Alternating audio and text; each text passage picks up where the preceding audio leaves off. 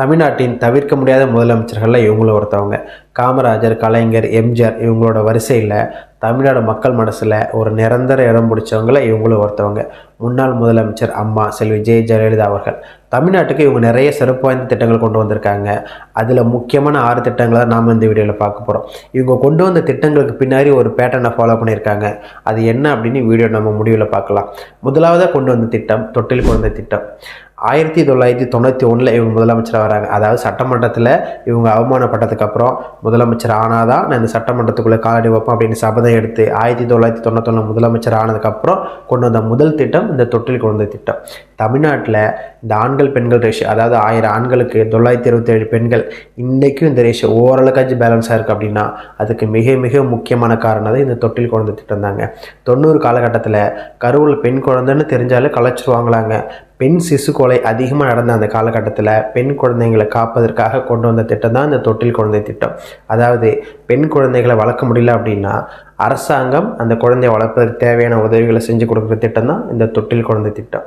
இரண்டாவது அம்மா baby care திட்டம். அதாவது அரசு மருத்துவமனையில் குழந்தை பிறந்துச்சு அப்படின்னா அந்த குழந்தையை வளர்ப்பதற்கு தேவையான 20 பொருட்களை கொடுக்கும் திட்டங்க இது. மூன்றாவதாக அம்மா சிமெண்ட்.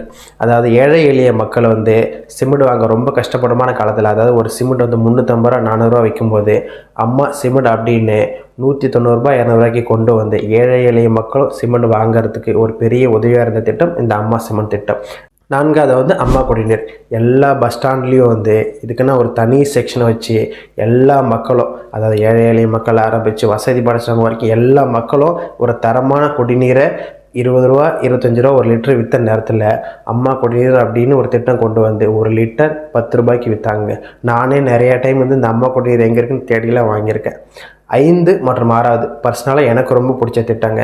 5வது திட்டம் என்ன அப்படின்னா தாலிக்கு தங்கம் திட்டம். ஏழை எளிய பெண்கள் டிப்ளமோ டிகிரி முடித்தவங்க கல்யாணம் பண்ணணும் அப்படின்னா அவங்களுக்கு 4 கிராம் தங்கமோ 50,000 நிதி உதவியும் கொடுத்து அவங்க கல்யாணம் பண்ணுறதுக்கு ஒரு பெரிய உதவியாக இருந்த திட்டம் தான் இந்த தாலிக்கு தங்கம் திட்டம். 6வதாக ஏழை எளிய மக்களாக இருக்கட்டும், நடுத்தர மக்களாக இருக்கட்டும், ஏன் வசதி படைத்த மக்களும் சாப்பிடக்கூடிய உணவகமாக இருந்தது இந்த அம்மா உணவகம்.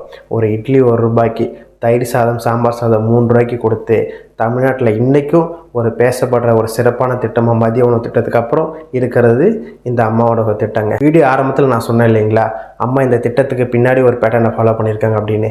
மனித வளர்ச்சிக்கு தேவையானது என்னங்க? நல்ல உணவு, நல்ல குடிநீர், அவங்க இருக்கிறதுக்கு தேவையான வசதிகள் செஞ்சு கொடுக்கணும். நீங்கள் நல்லா நோட் பண்ணிங்கன்னா அது எல்லாத்தையும் அவங்க இந்த திட்டத்தில் கவர் பண்ணியிருப்பாங்க. அம்மா சொல்கிற மெசேஜ் ஒன்றே தாங்க. இப்போ இருக்கிற பெண்கள் ஸ்கூல்லையாக இருக்கட்டும், காலேஜ்லையாக இருக்கட்டும், வேலைக்கு போகிற இடத்துலையாக இருக்கட்டும், ஒரு சின்னதாக ஒரு விமர்சனம் வந்தாலே மனசு உடைஞ்சு போயிடுறாங்க. ஆனால் அம்மா சினிமா துறையிலையாக இருக்கட்டும், அரசியல் துறையிலையாக இருக்கட்டும், எவ்வளோ விமர்சனங்கள் வந்திருக்கும். அந்த விமர்சனங்கள் வரும்போதெல்லாம் அவங்க எப்போவுமே அமைதியாக இருப்பாங்களா? ஆனால் அந்த விமர்சனங்களுக்கு தன்னோட செயல் மூலம் பதில் சொல்லுவாங்களா?